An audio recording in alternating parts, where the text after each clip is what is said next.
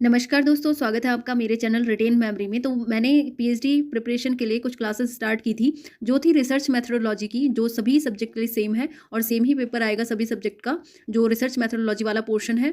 तो इसमें हमने स्टार्ट किया था स्टेप्स ऑफ रिसर्च और लास्ट वीडियो में हमने वेरिएबल्स पढ़ा था और इसके साथ साथ मैंने कहा था कि वेरिएबल्स के बाद हम हाइपोथेसिस पढ़ेंगे। तो आज की वीडियो में देख लेते हैं हाइपोथेसिस। हाइपोथेसिस को हम हिंदी में कहते हैं परिकल्पना, और परिकल्पना अनुसंधान समस्या के समाधान के बारे में एक अनुमान प्रस्तुत करती है जिसे टेस्ट किया जाता है। तो हाइपोथेसिस एक टेंटेटिव स्टेटमेंट है, ये भी कहा जाता है। तो ये भी क्वेश्चन आ सकता है कि टेंटेटिव स्टेटमेंट किसको कहते हैं, तो वो आपका ऑप्शन में रहेगा हाइपोथेसिस, तो आपने टिक करना है। इसके साथ साथ परिकल्पना से सिद्धांत विकसित करने में सहायता मिलती है। तो अगर इसकी डेफिनेशन की बात करें तो कह सकते हैं परिकल्पना दो या दो से अधिक चरों के बीच के परीक्षण योग्य समाधान को कहते हैं। किसी अवलोकन, घटना या वैज्ञानिक समस्या के लिए एक अस्थायी स्पष्टीकरण जिसे आगे की जांच द्वारा परीक्षण किया जाता है, परिकल्पना कहलाती है। तो इसको कहते हैं अनुमानात्मक अभिकथन भी कहा जाता है। ये भी आ सकता है क्वेश्चन में कि अनुमानात्मक अभिकथन किसको कहते हैं, तो आपने टिक करना है परिकल्पना को। इसके बाद इसके टाइप्स पढ़ते हैं, टाइप्स ऑफ हाइपोथेसिस। तो इसके 6 टाइप हैं।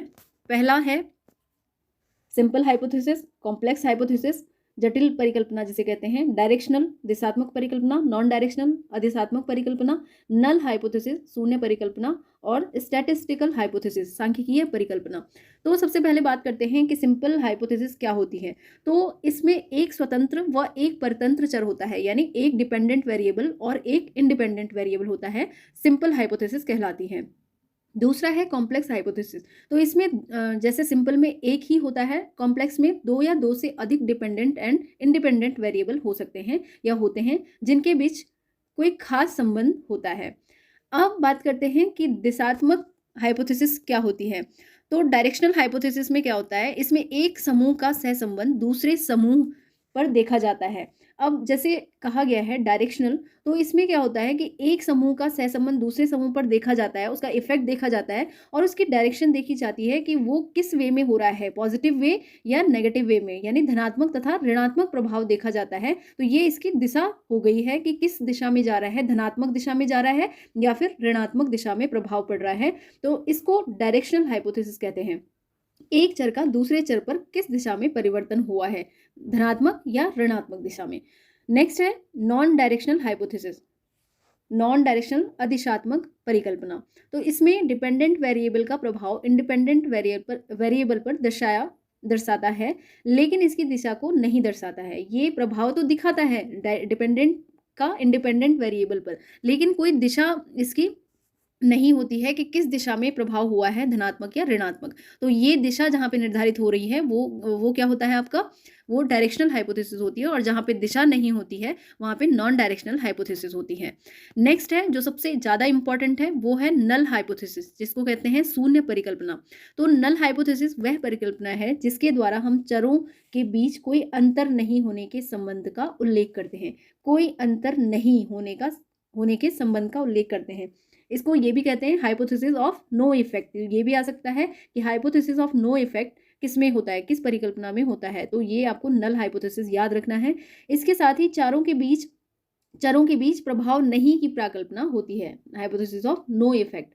इस परिकल्पना का प्रयोग केवल सांख्यिकी की सार्थकता के परीक्षण के लिए किया जाता है और इसको H0 से डिनोट करते हैं, H0 से व्यक्त करते हैं इसको। तो ये आपको ध्यान में रखना है कि नल हाइपोथेसिस क्या होती है, और इससे रिलेटेड क्वेश्चंस भी हैं। मैं नेक्स्ट वीडियो में इंपॉर्टेंट जो MCQ हैं, इससे रिलेटेड MCQ हैं, उनको नेक्स्ट वीडियो में लेकर आऊँगी। और नेक्स्ट है स्टैटिस्टिकल हाइपोथेसिस, सांख्यिकीय परिकल्पना। जब शून्य परिकल्पना को सांख्यिकीय पदों में अभिव्यक्त किया जाता है तो उसको सांख्यिकीय परिकल्पना कहा जाता है।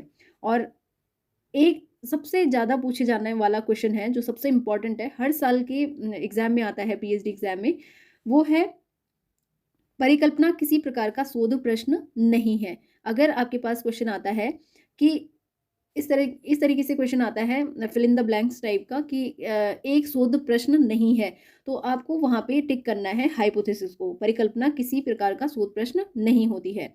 नेक्स्ट बात करते हैं कि इसी के अंदर आता है टाइप 1 एरर और टाइप 2 एरर। तो यहाँ पे देख लेते हैं, ये वेरी इंपॉर्टेंट है क्योंकि इसमें क्या होता है कि हर पेपर में जो एंट्रेंस एग्जामिनेशन होते हैं पीएचडी के या नेट के पेपर में पूछा जाता है और पीएचडी एग्जाम्स में पूछा जाता है कि टाइप 1 एरर और टाइप 2 एरर क्या होती है। तो सबसे पहले टाइप 1 एरर को जान लेते हैं, प्रथम प्रकार की त्रुटि। तो इसमें क्या होता है, परिकल्पना को रिजेक्ट करना जब वह सही हो, जब वह ट्रू हो, उसको रिजेक्ट करना। Reject the hypothesis when it is true.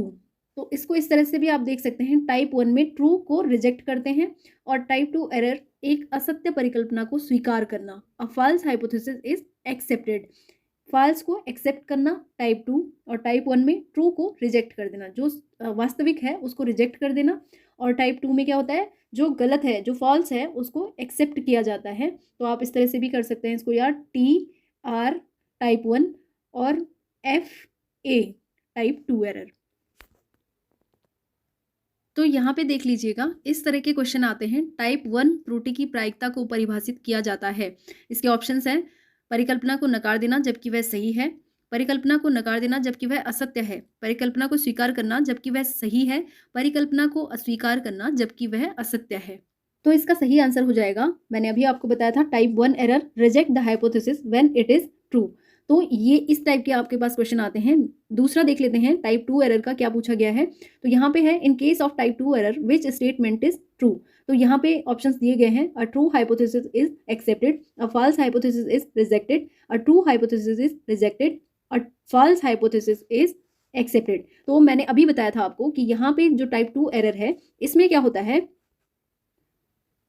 False को एक्सेप्ट किया जाता है। तो इसका सही उत्तर हो जाएगा option D, a false hypothesis is accepted. तो इसी टाइप के क्वेश्चन आते हैं इसमें, और जो इंपॉर्टेंट क्वेश्चन है हर साल के एग्जाम में आते हैं, उन क्वेश्चन को मैं नेक्स्ट वीडियो में डिस्कस करूंगी और इसके साथ साथ सैम्पलिंग वाला टॉपिक डिस्कस किया जाएगा।